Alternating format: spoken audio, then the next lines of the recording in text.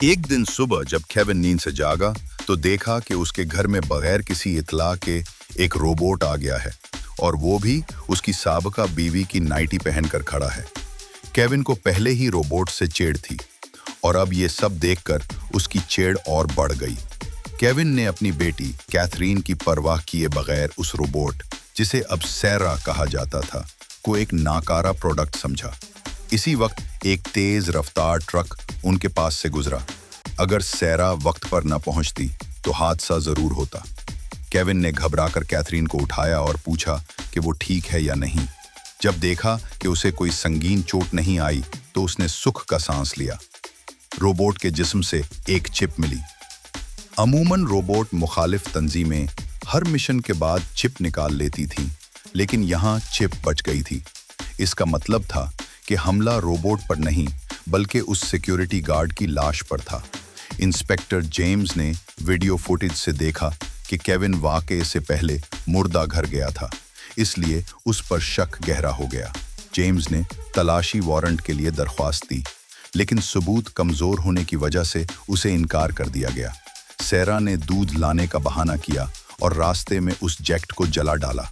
उसे ये भी पता चल गया कि एक जासूस उसकी निगरानी कर रहा था, लेकिन सैरा की तेज नजरें देखकर वो डर के मारे अपनी कार में छुप गया। उसी रात जेम्स केविन के घर आया। केविन ने वही बात दोबारा कही। मजबूरन जेम्स को खाली हाथ लौटना पड़ा। उसे उम्मीद नहीं थी कि एक रोबोट कानून की इतनी समझ रखता होगा। पुलिस के जाते ही केविन घबराकर वॉशिंग मशीन में जैकेट ढूंढने गया, लेकिन सैरा ने उसे पहले ही खत्म कर दिया था। अपनी गर्लफ्रेंड को खुश करने के लिए उसने दादाजी का रोबोट ले जाकर रोबोट मुखालिफ भीड़ के सामने पेश किया और साबित किया कि वो भी उनके साथ है। उसने चाकू निकाला और रोबोट के दिल में घूंप दिया। फिर उन लोगों ने कई रोबोट्स को पुल पर ले जाकर तोड़ डाला। ये सब इसलिए किया जा रहा था कि लोगों की रिटायरमेंट उम्र 20 साल कम की जा सके। लेकिन असल प्रोटोटाइप सैरा गायब हो चुकी थी और यही मुकाबिल कंपनियों के लिए एक मौका था। सैरा को ढूंढने के लिए कंपनी के मालिक बॉस ने इंजीनियर पर बहुत दबाव डाला। फिर भी बॉस ने सैरा 2.0 को अगले दिन की प्रेजेंटेशन के लिए तैयार कर लिया। इसी दौरान केविन का पुराना जानने वाला हॉक उससे मिलने आया और धमकी दी कि अगर उसने सैरा को वापस न किया तो उसके खानदान को नुकसान पहुंच सकता है। लेकिन हैरत की बात यह हुई कि सैरा खुद उसके पास आ गई। वो उसे लेकर बॉस के बॉडीगार्ड हेनरी के पास गया।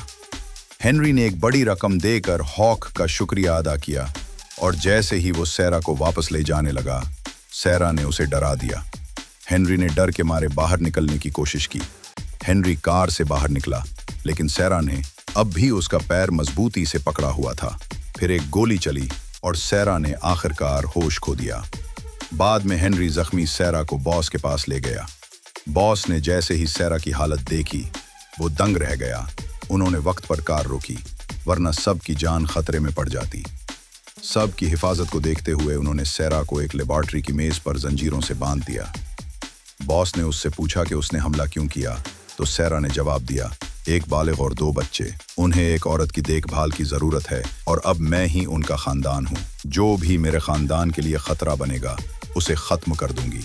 बॉस हैरान रह गया। जिस रोबोट पर उसने करोड़ों खर्च किए थे वो अब इंसानी जज्बों की तरह अमल कर रहा था। कभी बॉस का बेटा एक संगीन बीमारी में मुब्तला था और केविन उस वक्त मुल्क का सबसे मशहूर सर्जन था। उसने खुद ऑपरेशन किया, लेकिन बच्चा बच न सका। गुस्से में आकर बॉस ने केविन की जिंदगी तबाह कर दी, लेकिन शर्त ये थी कि बाद में उसे उसकी पुरानी जिंदगी में वापस जाने दिया जाए। चूंकि असली सैरा अभी मरम्मत हो रही थी, बॉस ने सैरा 2 को भेजने का प्लान बनाया। इंजीनियर ने नकली रोबोट को सड़क पर भेजा ताकि इन मौके पर वो गाड़ी से बदल दिया जाए, लेकिन असली सैरा इंजीनियर की मरम्मत के बाद केविन के घर वापस आ गई। बॉस ने ड्रोन के जरिए केविन के खानदान की जासूसी शुरू कर दी। केविन अपनी साबका बीवी और बच्चों के साथ पिकनिक पर गया था। सैरा को अपनी मौजूदगी में सब कुछ संभालना था। वापस आते वक्त सैरा ने केविन से कहा, तुम्हारी बीवी